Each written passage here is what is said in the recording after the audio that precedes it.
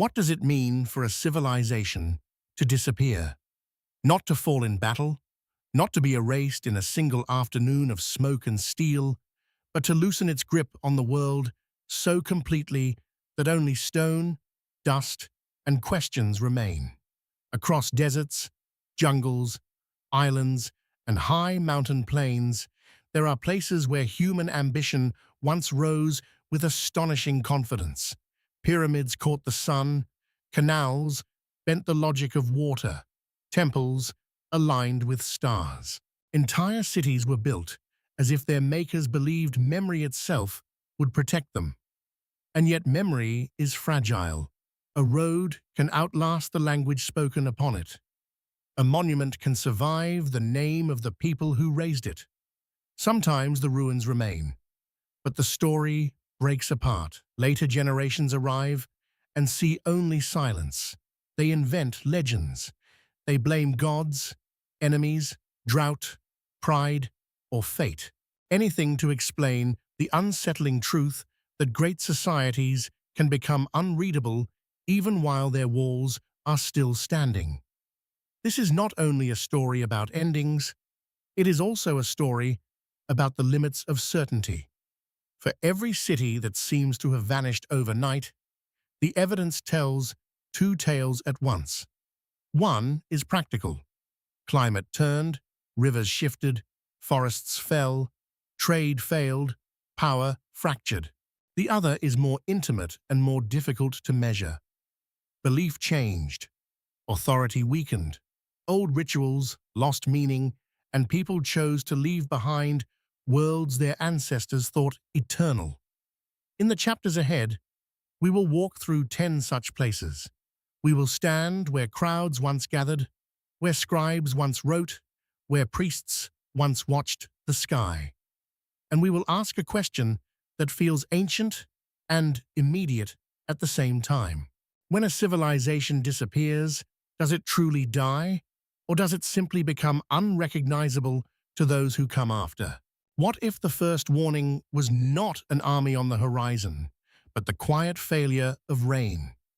In the lowland forests of Central America, the Maya built cities that seemed to rise out of the green earth itself.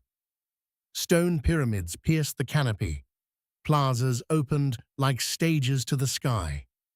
Inscriptions carved the names of kings into time, as if power could be made permanent through language, ritual, and memory. For centuries, this world thrived through astonishing intelligence.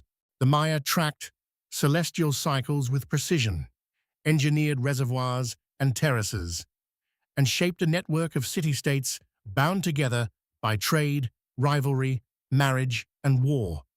Their achievements were not mysterious in the supernatural sense. They were the work of disciplined observation, inherited knowledge, and a profound belief that the human world was woven into the rhythms of the cosmos. But complexity is not the same as invulnerability. By the 8th and 9th centuries, many of the great southern cities began to thin out. Monuments became fewer, construction slowed, dynastic inscriptions, once so confident, grew scarce and then stopped. The silence did not arrive in one dramatic instant. It gathered slowly, like a season turning. Drought likely deepened old tensions. Forests may have been strained by population pressure and agriculture. Political fragmentation turned competition into exhaustion. And still, the Maya did not simply vanish. This is one of history's most misleading phrases. People remained, communities endured, languages survived, traditions adapted and continued even as certain ceremonial centers lost their force. What disappeared was not a civilization in the fullest sense, but a particular arrangement of power, architecture, and sacred authority. The skyline changed. The heart moved elsewhere. Standing among the ruins now, one feels not only loss, but adjustment. Vines pass over carved stone, birds nest, where rulers once proclaimed eternity. The lesson is gentler and perhaps more unsettling than the myth of sudden doom. A civilization may not end when its people are gone. It may end when the story it tells about itself no longer persuades the living. It began, perhaps, with a city made of mud brick and faith. In the dry plains of Mesopotamia, where rivers gave life to one of the earliest urban worlds, people learned to build not just homes, but systems: law, writing, trade, bureaucracy, kingship. Here, in places like Uruk, and later Babylon's orbit, civilization took on a shape that would echo across millennia. Walls rose from the earth. Temples stood at the center of public life. Every harvest, tax, prayer, and contract seemed to say the same thing: order can be made. But the land that nurtured brilliance also demanded constant negotiation. Water had to be guided, fields maintained, canals cleared, borders defended. A city could appear eternal from within its own walls while remaining exquisitely vulnerable to shifts in climate, invasion, or neglect. Salt gathered in overworked soils. River courses changed. Empires expanded too far, then splintered under their own weight. What looked like permanence was often an agreement renewed each season by labor and belief. Some Mesopotamian centers did not collapse in a single catastrophe. They faded through accumulation. Trade routes moved. Political capitals changed. Once crowded streets emptied as power migrated elsewhere. The very inventions that made these places strong also made them replaceable.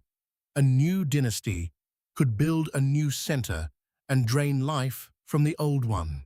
The archive remained, but the city around it thinned into memory.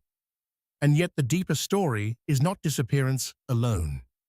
Mesopotamia endured by transforming.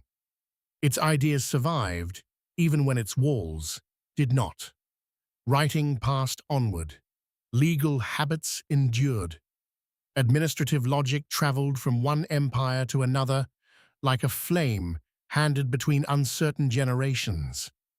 Ruins were left behind, but influence was not. There is something quietly profound in that contradiction. A civilization may lose its streets and still shape the future. It may vanish as a place while remaining alive as a pattern of thought. Perhaps that is why these ancient plains still feel so close to us. They remind us that what humans build in stone can fail, but what they build in the mind may continue long after the city is dust. What if the sea remembers what the land forgets?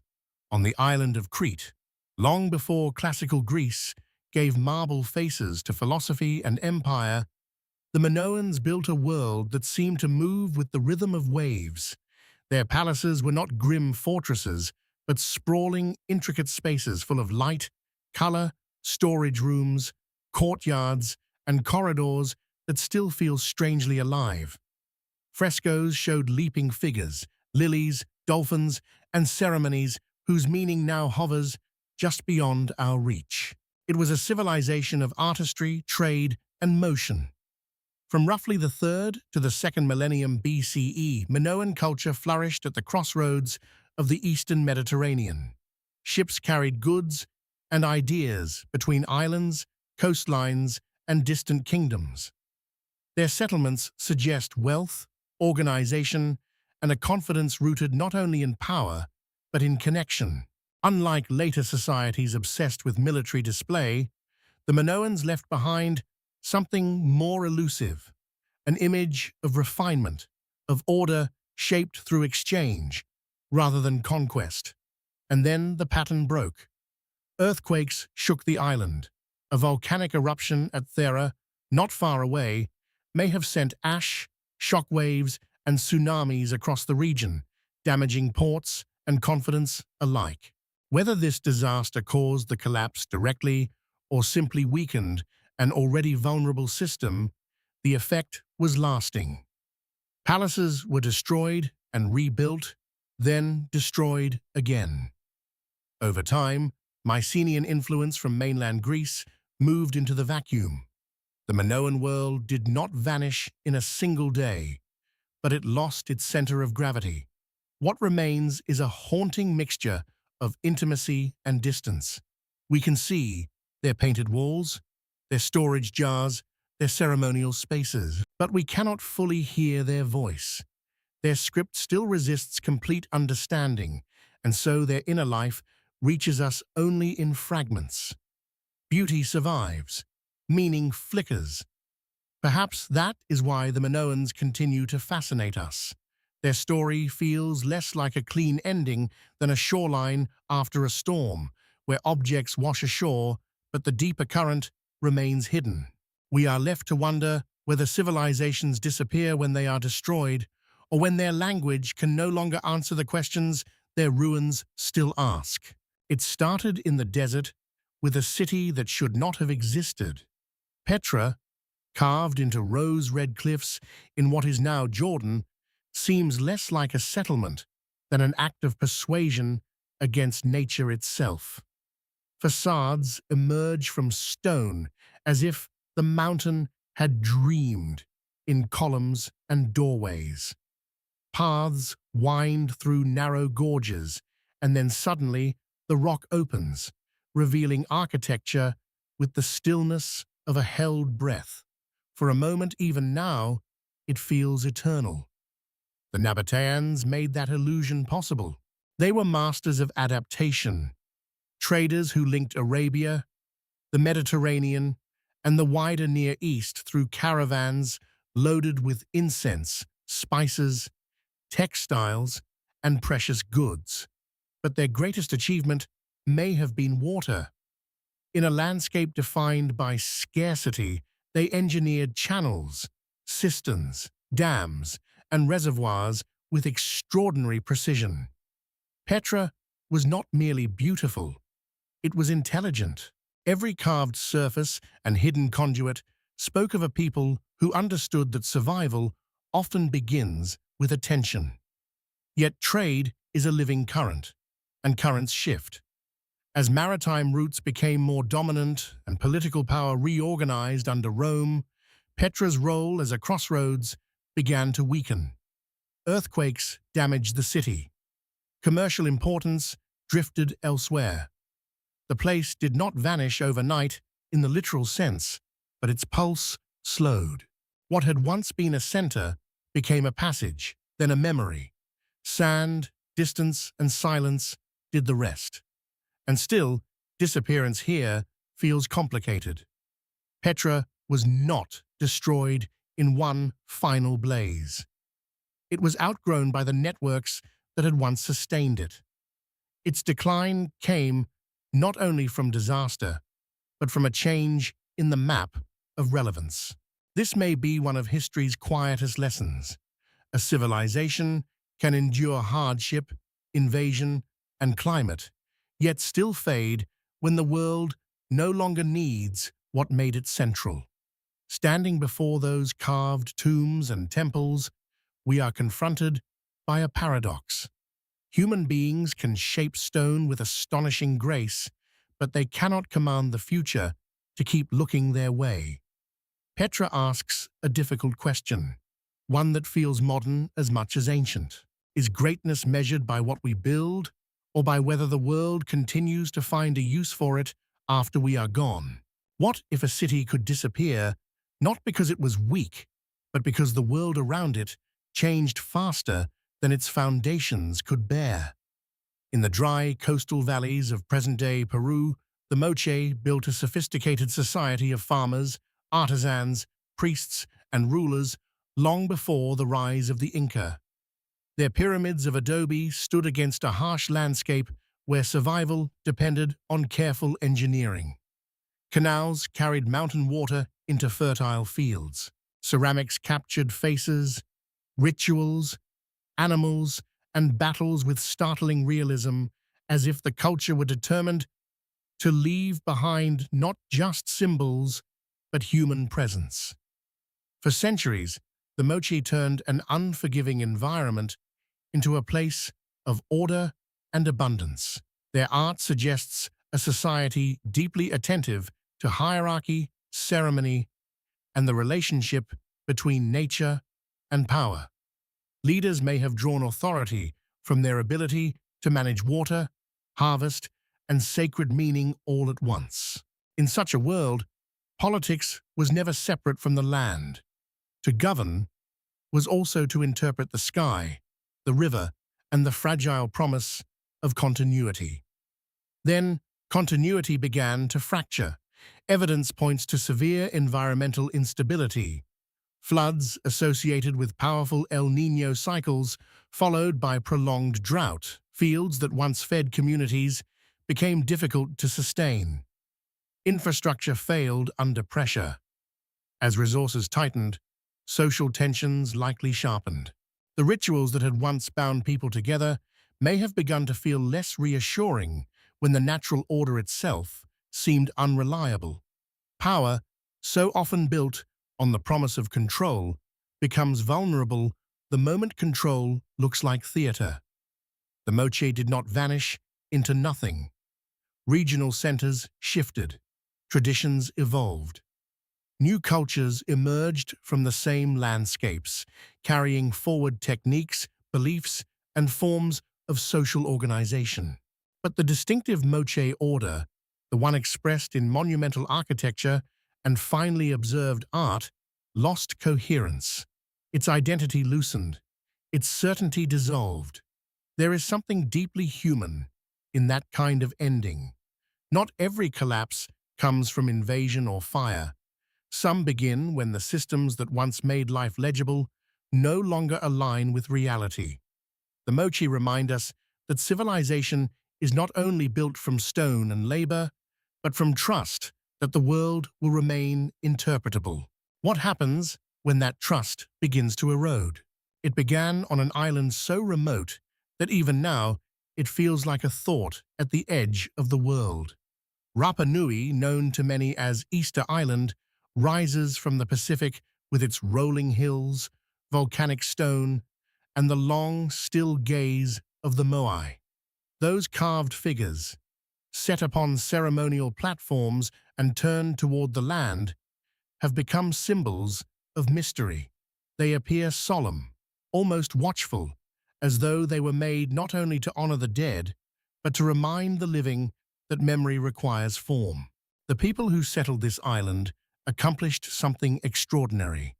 They crossed vast distances of open ocean, carrying with them crops, animals, beliefs, and the knowledge needed to begin again in isolation. Over generations, they built a society shaped by ancestry, ritual, and immense labor. Quarries supplied stone for the moai, communities organized transport and carving, and sacred landscapes emerged across the island. This was not a people lost in myth. It was a people of skill, coordination, and purpose, creating meaning in one of the most isolated inhabited places on Earth. Yet isolation is both a protection and a limit. Resources on the island were finite. Trees were cut for fuel, movement, construction, and daily life. Population pressures may have deepened strain on the land. Then came new shocks, conflict, ecological stress, and later, the catastrophic effects of outside contact through disease, enslavement, and colonial disruption. The old social order weakened. Monument buildings ceased. Some statues were toppled. The world that had given the moai their full meaning was altered beyond recognition. For years, outsiders preferred a simpler story, one of self-destruction and failure. But that story says as much about our hunger for moral lessons as it does about the island itself. Rapa Nui was shaped by adaptation, hardship, resilience, and then by the violent intrusions of a wider world. Its history is not a cautionary fable with a single cause. It is a human story, layered and unfinished. And perhaps that is why the moai remain so affecting. They do not merely ask how a society declined, they ask how we interpret the ruins of others and why we are so quick to turn complexity into judgment when what we are really seeing is ourselves in stone. What if the greatest city in the desert was undone not by weakness, but by a river's slow refusal?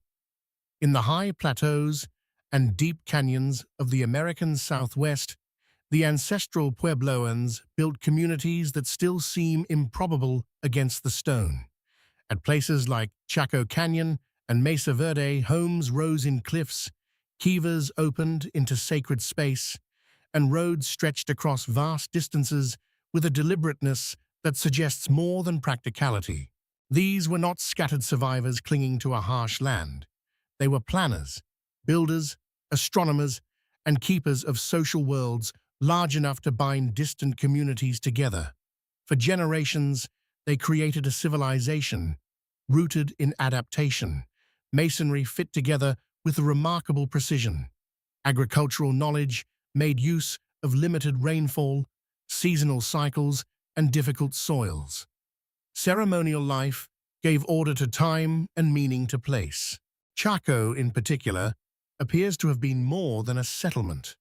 It may have functioned as a spiritual and political center, a place where architecture itself expressed connection, hierarchy, and shared belief across the landscape.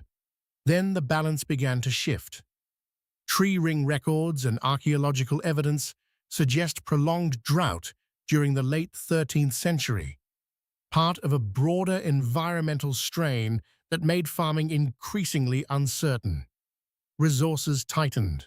Social systems that had depended on exchange, ceremony, and cooperation were tested. Some settlements were abandoned, others contracted. Families and communities migrated south and east, carrying knowledge with them. The cliff dwellings and great houses were left behind, but not because the people disappeared.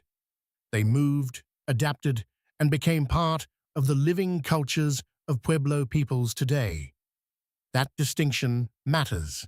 Too often, ruins tempt us into the language of vanishing, as though empty walls prove the end of a people. But history is rarely that final. What ended here was a particular concentration of life, a way of organizing society in certain places under certain pressures. The people remained in motion, as humans so often do when survival asks for reinvention. In the silence of those stone rooms, one thought lingers. Perhaps permanence was never the true achievement. Perhaps the deeper strength of a civilization lies in knowing when to leave one center behind, so that memory, community, and meaning can survive somewhere else. It started with water, as so many civilizations do. In the fertile valleys of the Indus River basin, one of the ancient world's most remarkable urban cultures took shape with a quiet kind of brilliance.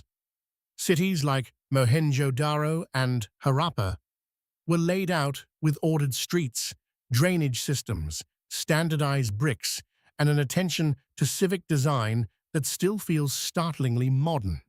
There were no towering monuments to individual rulers, no triumphal inscriptions proclaiming conquest. Instead, the achievement seemed embedded in the fabric of daily life itself, in coordination, balance, and the shared grammar of a functioning city. For centuries, the Indus Valley civilization flourished across a vast region that now spans parts of Pakistan and northwestern India. Trade linked it to distant lands. Craftspeople worked with bead, shell, metal, and clay.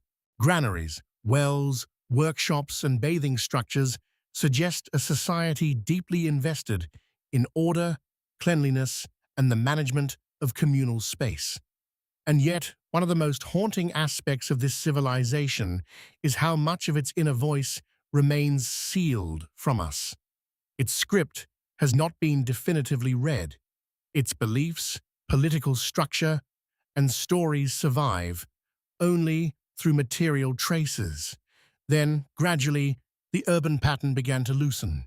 By around the second millennium BCE, many major centers declined or were abandoned. Older explanations once reached too quickly for invasion or sudden destruction, but the evidence now points towards something slower and more intricate. Rivers may have shifted course. Monsoon patterns likely changed. Agricultural systems became harder to sustain at scale. Trade networks weakened. People dispersed into smaller settlements, adapting to a new environmental and social reality rather than vanishing into oblivion. That quiet transition may be why the Indus story feels so moving. It denies us the drama we often expect from history. No single final battle, no one decisive night of ruin. Only a long reorganization of life as the conditions that once supported cities became less reliable. In that sense, the Indus world offers a deeply human truth. Collapse is not always an explosion. Sometimes it is a rearrangement so gradual that those living through it may not even realize they are standing at the edge of an ending until the old map no longer leads them home. What if a civilization could be erased twice, once by history and again by the stories told about it? In the dense rainforests of Cambodia, Angkor still rises from the earth with the force of a remembered dream. Towers shaped like lotus buds lift above the trees. Galleries stretch with carved processions of gods, dancers, battles, and oceans of stone. Reservoirs, canals, and embankments spread across the landscape, revealing that this was never just a city of temples. It was an engineered world, vast and intricate, built to align power, water, cosmology, and kingship into a single living system. For centuries, the Khmer civilization made Angkor the radiant center of one of Southeast Asia's great empires. Rice agriculture sustained enormous populations. Hydraulic infrastructure captured and redirected seasonal waters with extraordinary ambition. Kings tied their legitimacy to sacred architecture, creating spaces where political order and spiritual meaning seemed inseparable. To stand in Angkor was to inhabit a vision of harmony between heaven, earth, ruler, and people. But large systems carry hidden fragility. Environmental studies suggest that Angkor's water network, brilliant though it was, became increasingly difficult to maintain under changing climatic conditions. Periods of severe drought were followed by intense monsoon rains, stressing canals and reservoirs designed for balance rather than extremes. At the same time, political pressures mounted, trade routes shifted toward coastal centers, and the empire's internal cohesion weakened. Angkor did not simply fall in a single dramatic moment. Its center thinned, its priorities moved, and power gradually relocated southward. That matters because the old image of Angkor as a lost city, swallowed whole by jungle, is only partly true. People never fully abandoned the region. Temples remained in use. Memory endured. What changed was the scale and centrality of the city as imperial heart. The jungle did not erase a dead civilization. It grew around one that had already transformed. Perhaps that is why Angkor feels so emotionally complex. It is both ruin and continuity, both absence and persistence. Its stones remind us that even the grandest systems of control can be humbled by weather, time, and change. Yet they also suggest that civilizations do not always end where we think they do. Sometimes they continue quietly beyond the frame of the legend that claims they were lost. It began high in the Andes, where clouds drag their shadows across steep terraces and stone seems to grow naturally from the mountain. The Inca built an empire with astonishing speed, binding together vast distances through roads, bridges, storehouses, and a disciplined administrative order that turned geography into structure. Cities such as Cusco expressed imperial confidence, while places like Machu Picchu revealed another dimension of their world, one where engineering, ceremony, and landscape met so seamlessly that the boundary between human design and nature almost disappeared. The power of the Inca did not rest only on conquest. It depended on organization, reciprocity, and the ability to move labor, food, and information across extremes of altitude and climate. Their roads stitched the Andes into a political body. Their terraces transformed difficult slopes into productive land. Their architecture, fitted without mortar and shaped against earthquake-prone ground, carried a quiet understanding of permanence through flexibility. This was a civilization that knew how to endure by reading the land closely. And yet endurance has limits when history arrives from elsewhere with unfamiliar rules. The empire was already strained by internal conflict when Spanish forces entered in the 16th century. Disease had traveled ahead of conquest, weakening populations and destabilizing succession. Civil war fractured imperial unity. Then came capture, coercion, and the systematic dismantling of political and sacred authority. What followed was not simply military defeat, it was the disruption of an entire way of ordering reality. Still, even here, the word vanished fails to tell the truth.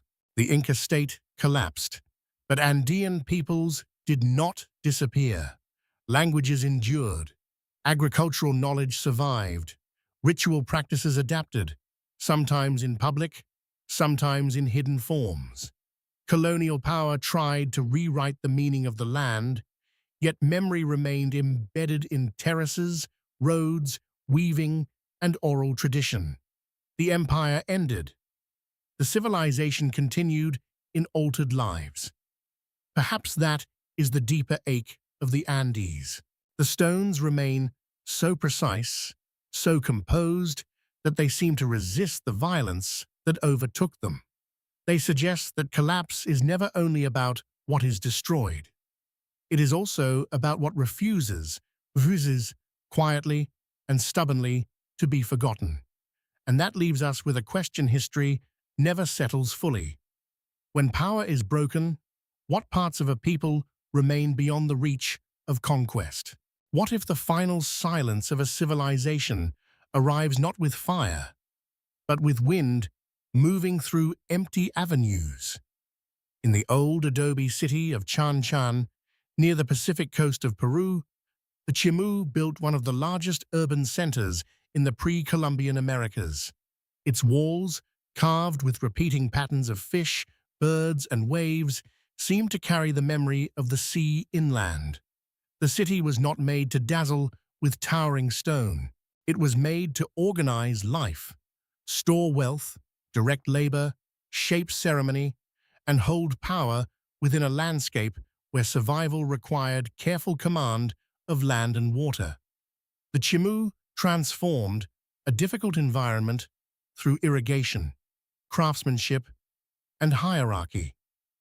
Their goldsmiths and artisans produced objects of extraordinary refinement. Their administrators managed fields, workshops, and tribute across a broad coastal realm. Chan Chan itself was a network of enclosed compounds, each suggesting a society structured by rank, ritual, and control. It was a place where authority was built into the walls, where architecture did not merely shelter power, but explained it. Yet even highly ordered worlds are vulnerable when a larger force begins to close around them. By the 15th century, the expanding Inca Empire moved northward, absorbing the Chimu through conquest and incorporation. Skilled artisans were relocated. Political authority was dismantled and repurposed. The old center remained, but its role changed. Then, not long after, Spanish colonization brought another wave of rupture. further unsettling the social and economic systems that had already been transformed. Chan Chan did not vanish in a single catastrophe. It was emptied in stages, its meaning stripped away layer by layer. That kind of ending leaves behind a special kind of sadness. The walls still stand, but only partially. Rain and erosion wear at the adobe. Decorative surfaces fade. What was once a living city now feels like an outline of intention, a map of order after the people who animated it have gone elsewhere. The structure is visible, the pulse is not, and maybe that is why Chan Chan lingers in the mind. It reminds us that civilizations can be conquered before they are forgotten, and forgotten before their ruins are gone. Between those two losses lies a difficult truth. Power may shape a city, but only living memory can keep it from becoming a pattern without a voice. It started, as many endings do, with a misunderstanding. We speak of vanished civilizations as though they were swallowed whole by some sudden darkness, but by now a different pattern has emerged.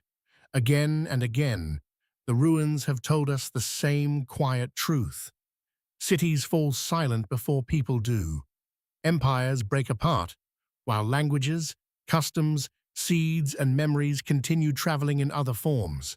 What disappears first is often not life itself, but the arrangement of meaning that once made a society feel permanent. Look back across the arc of these stories, and a shared rhythm begins to surface. Water fails or arrives too violently. Trade routes drift. Forests thin. Roads lose relevance. Sacred authority weakens. Conquest strikes. Disease moves ahead of armies. The old centers, once filled with noise and ceremony, become harder to sustain. And yet, in nearly every case, what followed was not pure emptiness. The Maya endured beyond their ceremonial cities. Pueblo communities carried memory beyond the cliffs. Andean peoples outlived the fall of imperial order. Even where language was lost or scripts fell silent, influence remained, hidden in methods, stories, and ways of seeing the world. This may be the most unsettling lesson of all.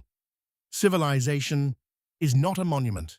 It is a conversation between landscape, belief, cooperation, and time.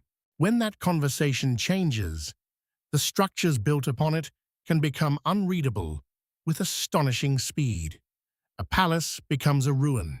A canal becomes a scar in the earth. A road becomes a line no one remembers needing. We who arrive later call it disappearance because we are standing in the wrong part of the story.